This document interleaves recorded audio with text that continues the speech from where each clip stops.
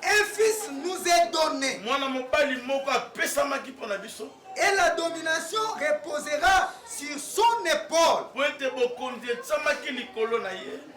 On l'appellera admirable. Conseiller. Dieu puissant. Père éternel. Papa ya libela. Prince de la paix. Prince de la paix. Amen. Amen. Amen. Est-ce qu'on peut acclamer pour Dieu? J'ai compris une chose dans ma vie. Que ça soit dans l'église ou en dehors de l'église. Il n'y a pas beaucoup de gens qui aiment acclamer pour Dieu. Si du moins on peut nous mettre un cantique ici. On ne va pas dire à quelqu'un de danser. Comprenez-moi de quelle chanson j'ai dit. Amen. De quel cantique que j'ai dit.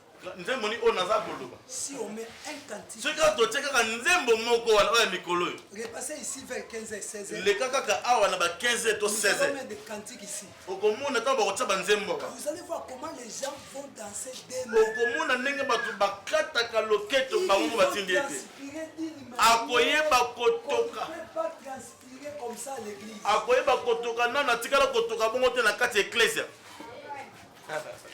Il s'est fait la joie lui-même. Il peut acclamer sans qu'on lui dise d'acclamer. Il peut pousser des cris de joie sans qu'on lui dise de pousser des cris.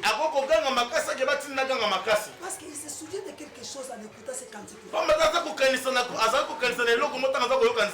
le maître de toute cantique, le maître de l'adoration, le Seigneur des cantiques des cantiques. Quand on nous dit acclamer pour le Seigneur, les gens n'acclament comme si on acclame pour quelqu'un qui n'a pas de valeur devant lui. Alors réellement, s'il y a un enfant de Dieu dans cet endroit, celui qui comprend que le souffle de vie qu'il a ne lui appartient pas, je veux que cet homme-là ou cette dame-là se mette debout et acclamer pour le parmi tous les chantres qui sont dans notre pays, le premier chantre que j'aime beaucoup, c'est mon fils Jay. Après Lokwa. Et celui qui me frappe souvent, c'est Moïse Matuta. L'année 2021, Dieu va nous donner des possibilités, des moyens pour qu'on puisse organiser un concert avec lui. Na année ezali koya ya 2021 zamba pesa biso makoki po tobongisa concert moko milulu moko wa tobengisa ndeko Moïse Matuta ya koyemba wa. Il chante ceci. Ayemba boye. Moto lokolanga na longwa paye na koma mwana nzambe eza nini eza ngolule utina nzambe bona maboye na kobosa na ndenge nini na wanga na teo ndelanga ibutina butina moye bola boyo bien-aimé molingami le bolamu de Dieu bolamu nzambe. Si vous pensez seulement à ce que Dieu a fait pour toi, tu ne manqueras même pas un mot pour dire merci à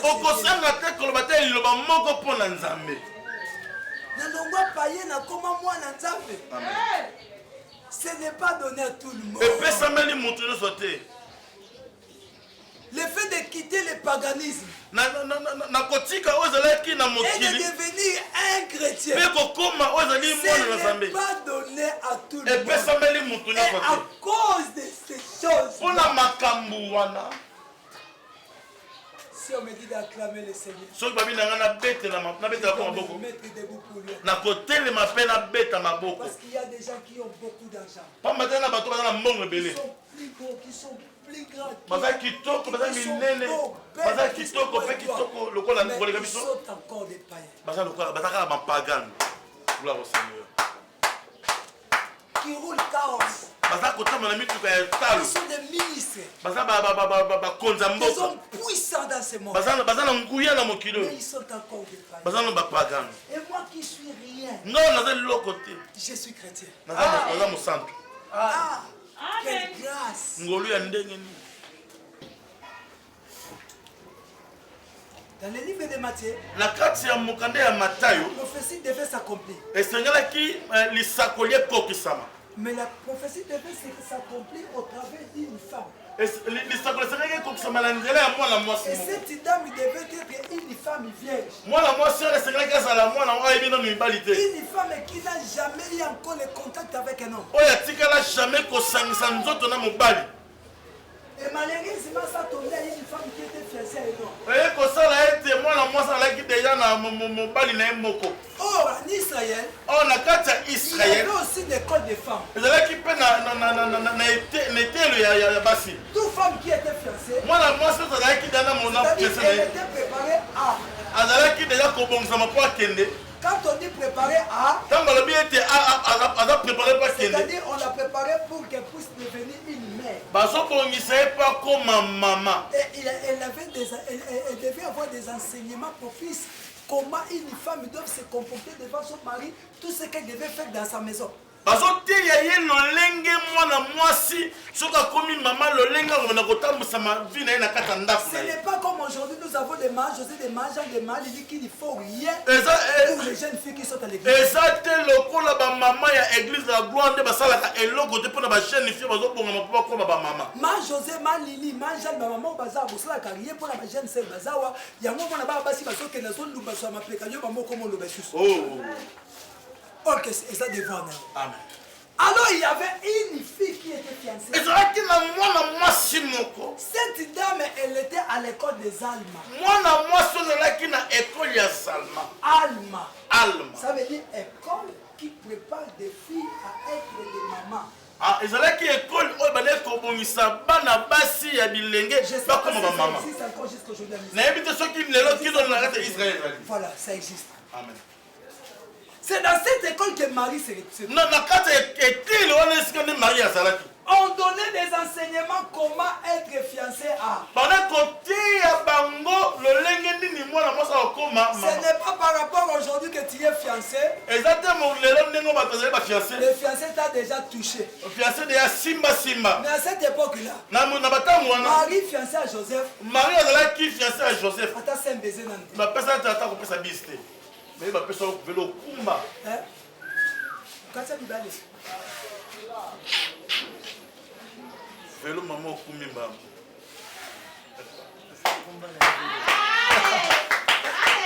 Amen. Tout en étant héritier de Dieu. lokola mokitani ya nkolo. Mais le problème en est seulement me likambo ezali le temps. eza ntango nde. Amen. C'est ça le plus grand problème. yango nde likambo motuya Le temps. ntango. Un enfant nous aime. mwana aboteli mpo na biso. Aujourd'hui, le monde entier célèbre cette fête. lelo bato nyonso bazosepela na ntina makambo. D'où vient cette fête? makambo oyo euti wapi teke oyo euti wapi. 24e siècle, na 4e siècle après la mort de Jésus, après la mort de Jésus, on célébrait à l'église qui est la fête des Pâques. baneka kosepela na ntina ya fete ya pasika Et la Pentecôte. mpe fete ya Pentecôte. La Pâque veut dire quoi? pake elobi nini La sortie. ezali kobima. Et l'église célébrait. église nde bayebaka Écoutez-moi très bien, écoutez-moi très bien. L'église célébrait la mort et la résurrection du Christ. église esengeli bayeba koseleba ozali kufa mpe lisekwa yesu. Non, l'église célébrait église banaye kosepela la mort et la résurrection du Christ. kufa mpe lisekwa ya yesu. Or, en réalité, or nous ne pouvons jamais célébrer la mort et la résurrection résurrection sans célébrer la naissance. Oh, donc il faut célébrer la coupe à tout le lycée quand il est est-ce que quelqu'un me comprend? Est-ce que quelqu'un me comprend? L'église célébrait la mort et la résurrection de Jésus.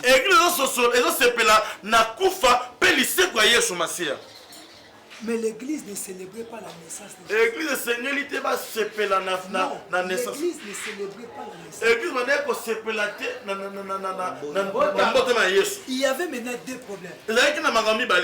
Les occidentaux, les Occidents et les Orients. Amen. Car l'Occident et l'Orient. Quand nous parlons de l'Orient, nous voyons les pays asiatiques. Quand nous parlons de l'Occident, nous voyons les Européens. Maintenant, il y avait deux manifestations, mon frère Guy. Les Occidentaux célébraient le 25 décembre. Amen. Les Orients célébraient le 6 janvier. Ça, c'est avant 4e siècle. Avant 4e siècle. Il y célébrait. Alors, il y avait un homme, l'église catholique, parce que c'est l'église catholique qui dirige le monde jusqu'à aujourd'hui.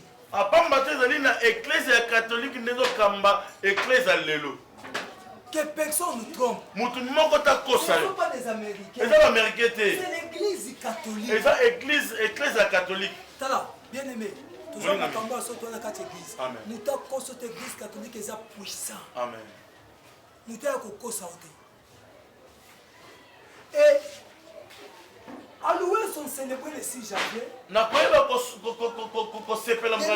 c'était le 25. Dans le calendrier juif. Quand nous parlons du décembre, nous voyons le 9e mois. Oh, il y a une prophétie dans la Bible qui nous parlait du 24 et du 25. La venue du Messie pour détruire le trône du diable. Alors les enfants d'Israël s'accrochaient sur cette verset. Parce que l'église devait aussi célébrer la naissance de Christ. En partant des livres de Matthieu, quand les mages ont vu l'étoile, ils ont vu une étoile qui brillait. Ils se référaient dans la parole de la prophétie. Ils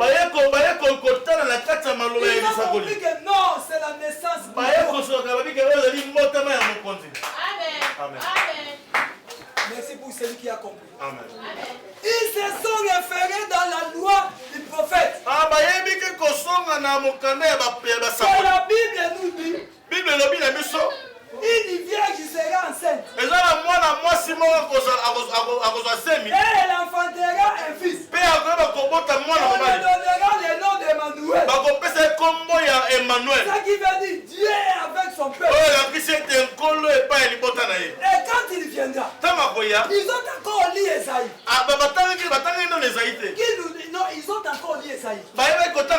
Qui parlait de beaucoup de promesses. Ils sont allés voir encore les livres de Michel. Il nous dit, oh, Bethléem, terre de Juda.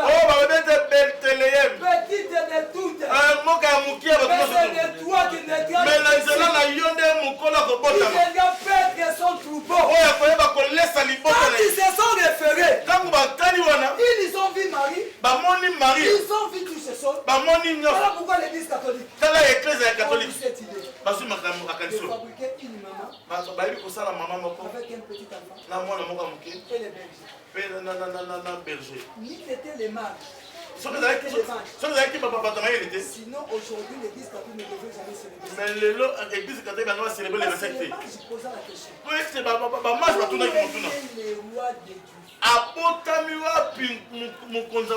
Ça c'était avant la mort de Jésus. On est là qui avant Yesu akufa. Et vous les verrez quand Jésus était mort. Bino bakomona tango Yesu akufa. On avait écrit dans une écriture. Bakomaki likolo ya ekulusu na ye. Celui-ci est le roi d'Égypte. Ah oyo nazali mokonzi ba Yuda. Bien aimé, écoutez-moi très bien. Molinga miyo kanga malamu. Il y a des gens que nous appelons des païens. Eza ba kubenga ba Mais ils ont la révélation plus que nous. bazala kosusola kolinga biso. Est-ce que l'église me comprend? Amen. Il y a des gens que nous appelons des païens. Eza ba kubenga ba pagano. Ils ont la révélation plus que nous. Bazala révélation kolinga biso. Yana batu tozo benga bandumba. Yana batu benga bandumba. Yebi koleka ngana yo. Amen. Yana batu to benga bandoki. Amen. Mais ba yebi makambu koleka biso. Amen. Mais biso bato tozo ba ke to yebi makambu. To yebi la réalité lo. Yes. Amen. C'est ça l'église des faits. Yango nde église ya bolamuki. Biso bato ntukumusi.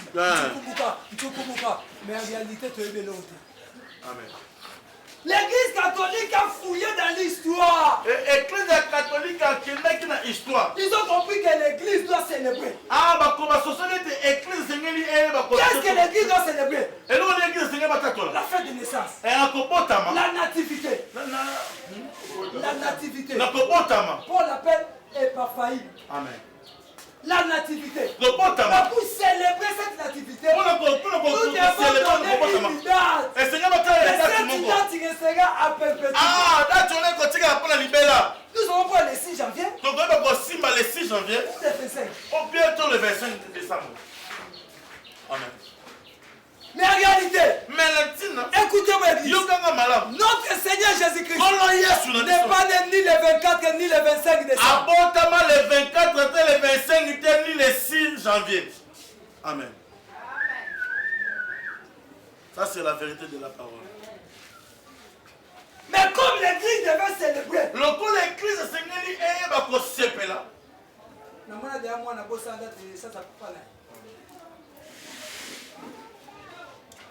Ngabe mukolo mo Esther atulinga papa gloire ngota mukolo na bino yele sitade eh papa ozana no bosani ba Marie pe ba kidati.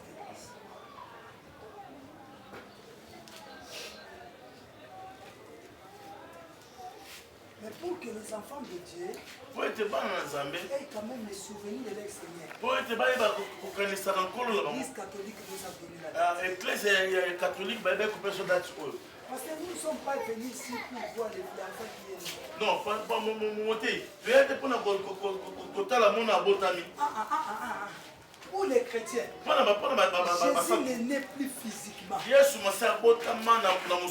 Pour les chrétiens, il ne peut jamais naître aujourd'hui physiquement. Non, pour nous, Jésus est né spirituellement. Il est déjà dans nos cœurs. Il vit dans nos cœurs. Nous célébrons pas aujourd'hui la naissance de Jésus. Les autres célèbrent ça. Nous ne pouvons pas les célébrer comme eux. Voilà pourquoi je vous ai dit. Nous sommes obligés de dire merci à Jésus. Parce que Dieu nous dit en lui, il n'y a ni changement, ni variation. Amen. Jésus-Christ n'est pas né le 24 le 24 décembre. Et aujourd'hui, Jésus-Christ n'est pas encore un enfant. Amen. Jésus ne marche plus dans les rues de Jérusalem. Mais il vit dans mon cœur. Voilà pourquoi j'aime cette chanson. Je dis souvent que Jésus n'était pas moi. On me les répète qu'il était tout blanc. Jésus était juif, il n'était pas de ma race. Mais moi, tout ce que je sais, il mourit pour moi. Je ne l'ai point vu, il va bien de là. Mais l'homme me demande pourquoi je l'adore. Et je lui réponds, je l'ai connu par la foi. Je le sens de tout mon cœur et je l'aimais bien. Amen. Il est dans mon cœur, il fait briller toute ma vie. Et si moi je vis, c'est lui qui le veut. Même si je tombe, c'est Jésus qui me relève. Il me tient la main, je l'aime bien. Jésus, le Jésus que nous vous prêchons, il est dans nos cœurs. Il vit dans nos cœurs. Si nous vivons aujourd'hui,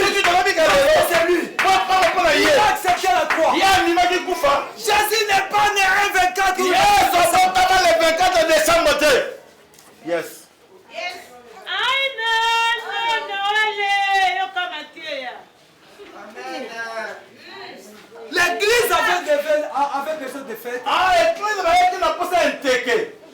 On nous a donné une date pour célébrer. Bapesi biso date moto oyo bakosepela.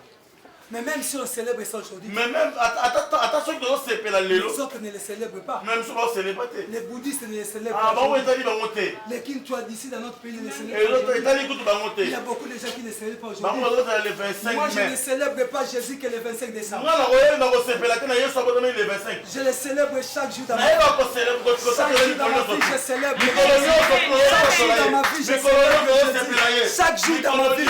Bien aimé le Jésus que nous vous prêchons. Yesu kote ya bino. Il n'est pas né aujourd'hui. Abotama lelo te. Amen. Pona kokabola muke oyo toza nango oyo bandeko na biso basungaka biso balo eza na couple moko couple kadi esungi biso na de tout les temps mwana biso Fariana basungi biso nde okomona mosala cordon aosala mpona biso mais avant yango nalingaki église totelema biso nyonso na basali na nzambe to baliloba moko mpona couple kadi epuis mpona ndeko na biso Fariana na bolamu oyo basali biso totemi église tondela mpona bandeko atombola mongongo na kombo na Yesu Masiya bondela nzambe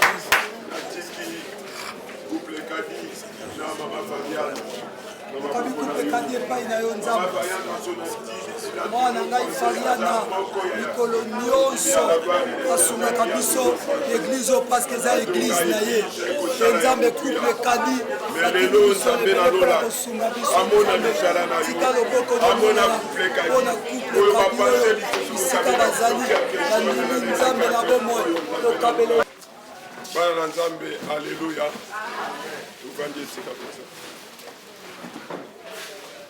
bien-aimé. Chaque année, depuis 3 ans, dans la gloire de l'Éternel, nous sommes à la geste où il y a au Kaboulé loko. Mais ils ont la cabe fort propre, il y a l'église. Mais ils ont la bateau, où Neti Mama Fariana, à Moko Yabiso, il y a la gloire de l'Éternel, à Zamambre, à Zanapoto, à Zaga toujours contribuable. Pour que ngana yo tozwa ne fiske un petit rien ya ko fete nango eza pe na fondation Mama Boboto oyo ekambami na couple kadi bango pe bamankaka te kopense na église banda tobandi année oyo eza deuxième activité na église moko esalamaki na libanda Nzambe oyo nga na pambolaka Nzambe oyo abenganga na ministère oyo apambola bango abatela mabota na bango akokisa oyo nyonso bango bakozala nango posa à cause ya bolingo oyo bazo manifester car la Bible nous enseigne l'amour ya nkolo amona bango atango kolo moko te balela à cause ya geste ya bolingo bazo sala puisque la Bible est bien nzambe bolingo soki mutu aza kosalela bolingo na bomoi na ye seki aza ya nzambe nzambe amona bino à tout égard bolela mokolo moko te na kombo na Yesu Masiya amen. Bon mama lolenge tobongisaki tolaki na bafiche ya identification ya famille soki tozwaki likanisi oyo banda mikolo eleki tobandaki kokabola na divagation ezosala batrouble ezobimisa bitumbu yango esengelaki toyeba tosidentifie na la gloire de sorte que ntango bosenga to action moko ezali to ndeko moko alobiki azokabola lisungi na bana na nzambe tomeka kopesa yango na lolenge ya bana na nzambe lolenge ya makelele te na kimia pour que bato bazosala mpe baaction yango bayeba na kopambola yaka ndezu mabo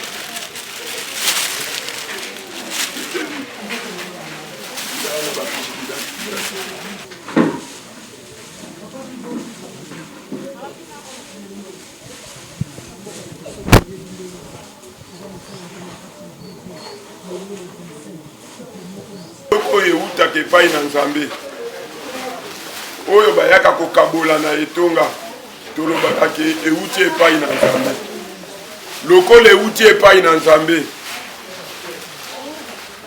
na banzi seke eza mapamboli oyo nga mpe nazodeklare na mabota ke ane oyo kobanda immédiatement eloko moko te ezanga lisusu na ndako ya mwana na nzambe moko. Eli azalaka na nzala nzambe atindaka korbo alesa ye de même na ntango nyonso oyo biso tokozangaka na kati netonga oyo kaka ndenge biloko oyo ekoti nzambe akotombolaka mpe moto aya kopesa ya kolia na mabota na biso tokotikala kozanga ata mokolo moko te ebongo biso fulu tokoki koloba na nini na bato oyo bapamboli biso tokoki koloba nini na bato oyo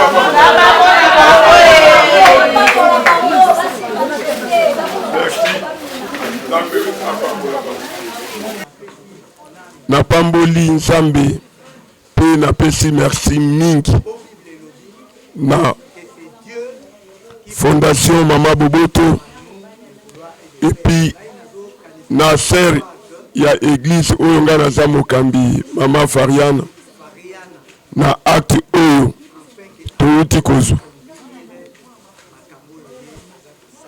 geste oyo bosali eza ya motuya makasi na miso ya nzambe